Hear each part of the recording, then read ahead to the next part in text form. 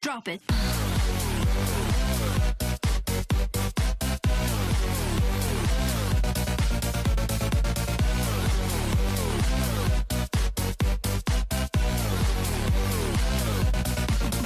Yeah. Alright, what is going on everybody? My name is Flexible and today I've got another video for you. Last week I've uploaded a profile and a combo tutorial as well as to how I'm playing Crusadias right now, a new combo version which I've pretty much come up with myself. And today I wanted to show you another way of playing around Dark Ruler no more and other blowout, like going second spell cards, like Lightning Storm for example, because in this combo that I've shown you last week and that I'm going to show you right now, there's no Equimax on the end board, so there's no way to like chain Krawler, chain Equimax, negate the Dark Ruler or anything like that. Also, there's not many negates, none at all in some situations as well, so you need to find another way. And the card that I need for this combo is either Secret Village of the Spellcasters or Magician's Right Hand, which both can help play around Dark Ruler more than other going second spell cards. And now, if you've seen the combo tutorial video last week, then this should be familiar to you. If you know anything about Crusadias, the first part especially should be familiar to you. It's very standard Crusadia combos. I even opened the Dark Ruler no more, which is kind of...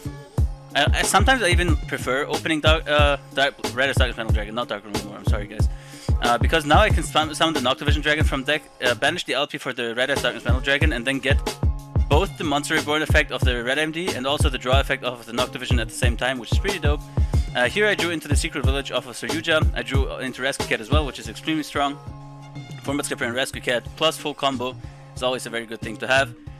Another thing to keep in mind with this combo is that Firewall Dragon, even though he's been errated, he's kind of been errated to our advantage, sort of. I mean, not really, it's still worse than before, but right now, any Cybers monster that we play in our deck is not a brick anymore, because right now we can leak off this and then use Firewall's effect to summon the Exceed that we have in hand, or any dead cards really that are Cybers monsters.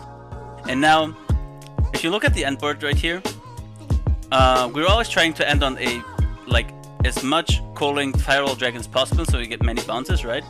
And also the special summon monster effects are shut down. We can't be destroyed by card effects, so Lightning Storm would be pointless at this point anyway. But let's say your opponent wants to activate Dark Ruler more in Lightning Storm, right? For example, or like Forbidden Droplets or anything of the sort. Secret Village of the Spellcaster says if only you control a Spellcaster monster, your opponent cannot activate spell cards. Crusadia Magus is a Spellcaster monster that is also a downward pointing arrow, so it gives Firewall Dragon an additional bounce. It is a Spellcaster monster, so the opponent cannot activate any spell cards, and then the only way for the opponent to out this really is by either waiting a turn and then using a trap card, or, I mean, he can't even really use monster effects in most situations because of Griffin. So there's really no good way other than to like overrun the Magus by battle maybe. But even then you have the Firewall Dragon who can bounce a monster, which is kind of sad because in this case Firewall Dragon would have 3 bounces.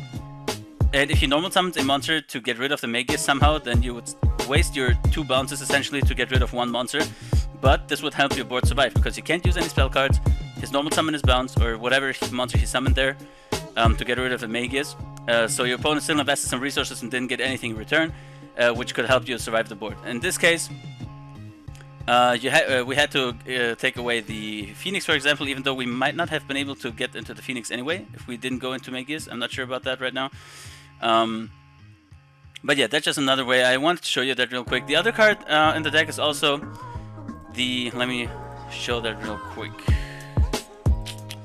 Magician's Right Hand, which does a similar thing pretty much, except it's only 1 spell card that it negates, because it says negate the effect of your opponent's first spell card or effect that resolves each turn while you control a spellcaster monster, and if you do, destroy the card. So if you control a Magus and then Magician's Right Hand is activated on the field, the first spell card that your opponent activates is going to be negated. If you had a Naturia Beast on board or a Savage Dragon, you could either choose, will I negate that card, that spell card, with Savage Dragon or with Naturia Beast, or will I let the right hand negate it? So even if your opponent were like, okay, I'm going to activate Pot of Avarice, let the right hand negate the spell card, and then activate Dark Ruler no more after the right hand has been negated. Before that, you can still choose to negate the Pot of Avarice, for example, with the Savage Dragon or the Naturia Beast, and then the right hand is still alive to negate the Dark Ruler no more, Forbidden Droplet, whatever your opponent has drawn there. So that's the way this works. Sadly, in this deck list that I've built here, there's no Synchro monsters to negate the spell cards, so Magician's Right Hand could be baited out easier than in other deck lists. I've chosen to take this out because I've experimented a little more, and I just feel like I want to have the added utility by Cerberus and Phoenix, and also a second Magius, and maybe even an Equimax for the OTK. This could also be an Avermax, by the way. Let me change it real quick. There we go. So this is the updated deck list. As I've said before, I've taken out the entire rocket engine since I'm not playing the Synchro anymore, which also takes out 2 bricks out of the deck pretty much, or like 2 garnets, like half bricks.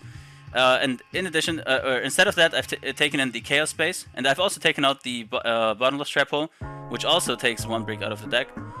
The Chaos Space is just hugely giving you advantage. Shoutouts to Atomic, by the way. He's helped me out a lot with Crusaders in the past, and the other day we've been talking, then he reminded me how insanely strong Chaos Space is, especially in a deck like Crusaders, with Magius being light as well. So that's the updated deck list. 40 cards again, pretty happy with that. Can't really complain. I've also put in a Chaos Valkyria. I kinda don't like opening skippers, so I don't want to play it at 3. That's why I had to pick an additional extender. And I just felt like Chaos Valkyria is also in level 4. It's also a target for Chaos Space. Can't really complain about that, right? Yeah, so that's pretty much it, guys. I just wanted to share this with you real quick in case you do like to play this deck or you want to try it out, but you're kind of scared of Dark Ruler no more or Lightning Storm blowing up your entire board, since all of your monsters are linked monsters, therefore they have to be in attack position. You can't protect them from Dark Ruler, from Lightning Storm naturally. Maybe this thing helps you out. Also, since there's kind of 7 cards that you can play against Dark Ruler no more going first to side it in, it's still more consistent than something like the Waterfront engine, even though it's still unsearchable cards. So yeah, I hope you have fun with this deck profile with the combo. If you liked the video, then leave a thumbs up. If you're new to the channel, then subscribe. And other than that, guys, see you next time.